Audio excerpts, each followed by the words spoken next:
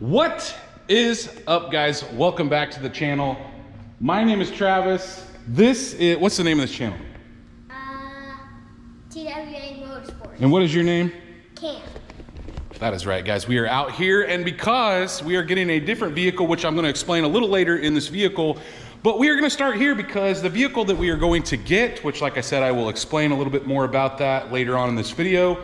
We need our trailer, but as you guys saw in the video, I don't know how many videos back, but we broke the winch, and it was a scary situation that happened to me that's never happened to me before. And so we're gonna have to fix the winch because I needed to pull this car on the trailer or vehicle, SUV, truck. We'll see it here in a little bit. But either way, so here's what I got. We got the old rope. Instead of a cable, it's got a rope, okay?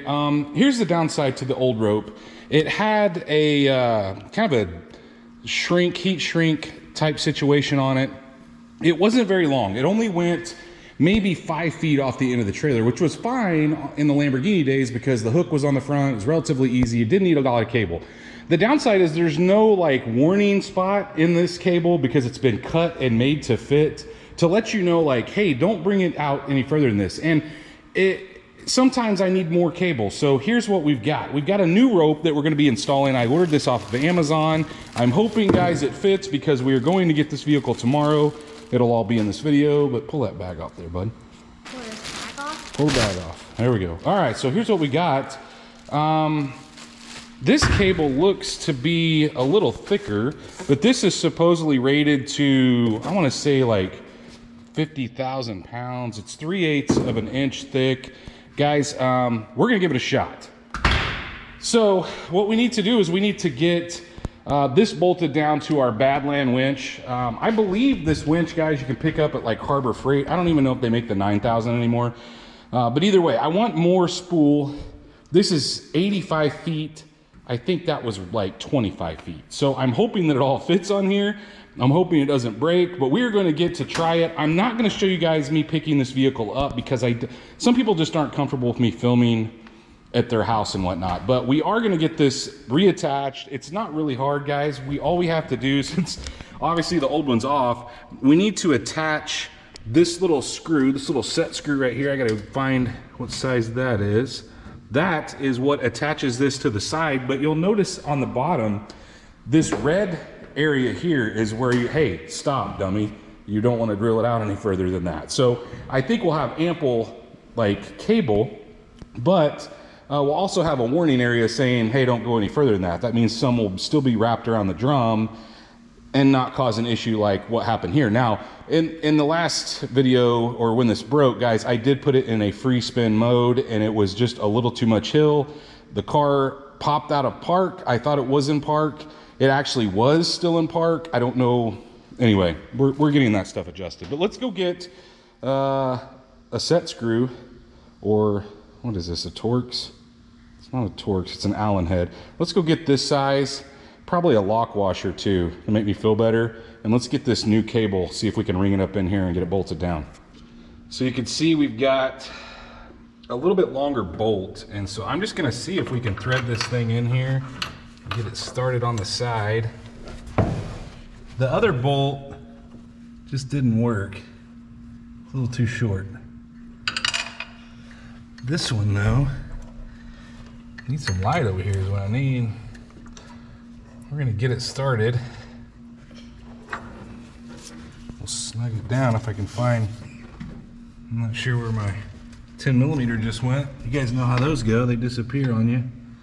You see where that fell, Cam? No. Okay, well, oh, there it is back there. So we'll tighten this down. It's really not much to it because we don't have to make anything. The cable already has an end on it. You guys saw that. We'll try to snug it down here. I did put a lock washer on it because it's just a machine screw, but man, do I feel better just having a lock washer on to make sure it doesn't, you know, back out on its own.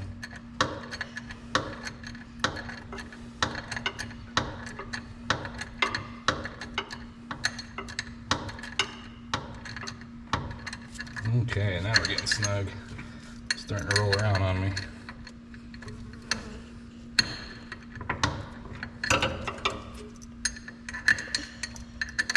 Think this is gonna work? Hopefully. I'm with you. Hopefully. Hopefully. All right, we are snug. Now, it's in free spool. Let's go to engage. Let's plug this sucker in and see if we can reel it up. So we got our winch hooked up. We're gonna try to hold some tension on it as we wind it up.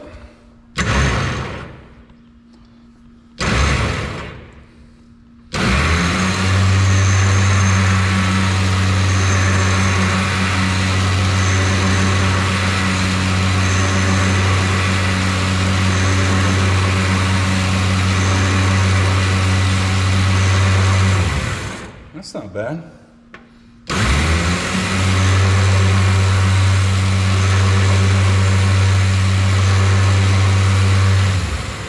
Dad. What's wrong? Oh, is there a knot? No, it's not a knot. All right, here's the downside. If you look up in there, it's going the wrong way. I need to turn that around, that screw. So we've got it flipped around now where it looks a little better. I'm just gonna reel it up. We're gonna make sure we don't have any kinks or anything, but we got a lot of line here. So hopefully it fits on the spool. I think it probably will, but I won't make you guys watch me line it up. It's not too bad of a project really, but I really like having the red now so we know, look, here's the end of the rope. Well, good news is we had enough spool, and I'm gonna leave it at this point right here where it's to this little tether that can be moved to help slide against stuff. But we need to swap our hook over. Guys, all we have to do is pull our little safety pin out, slide this through the new piece, and should be good there. He's getting the tools. I have no idea what that came off of.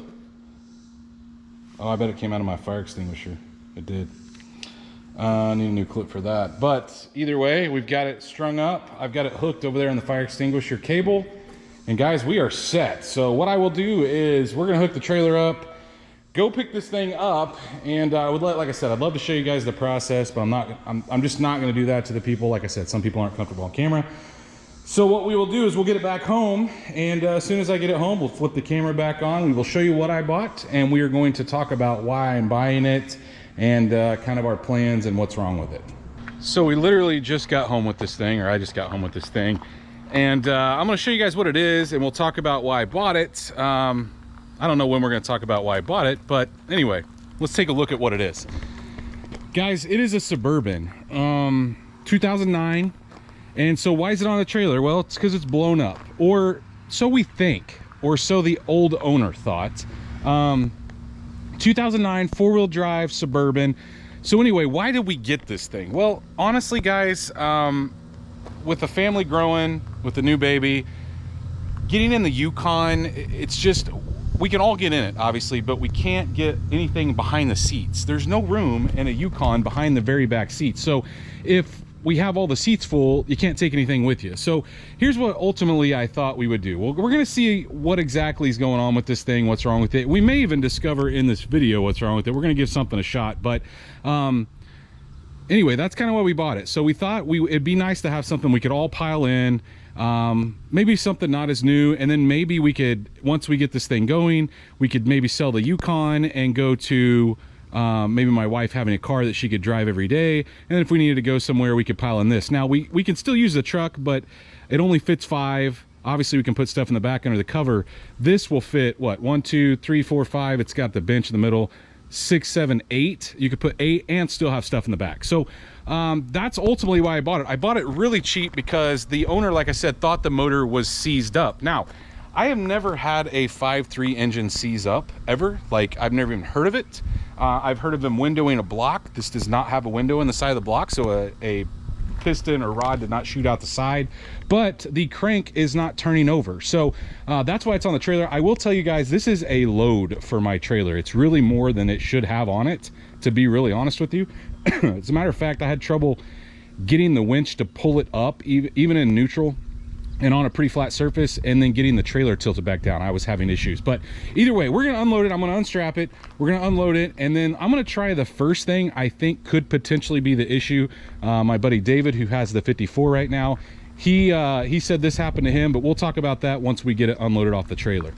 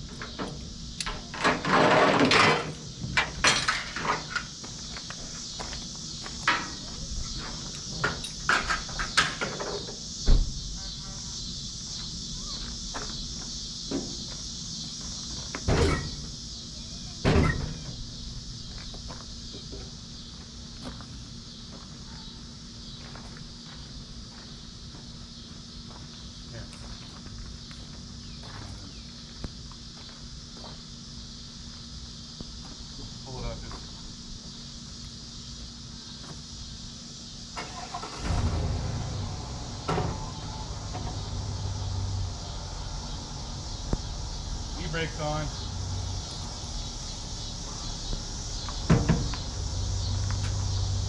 Keep going. Keep going. Right there, kid.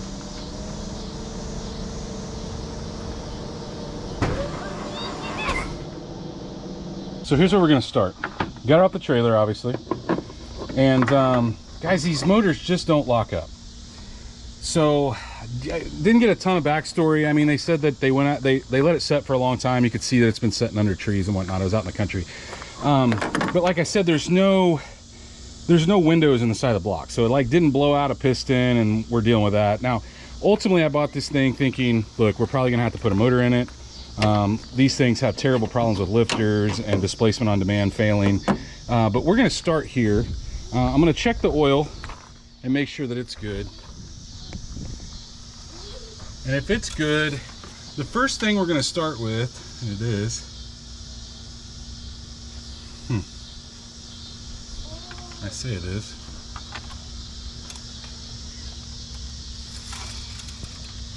Let's make sure it has oil in it. It does, it's got a lot of oil in it, actually too much.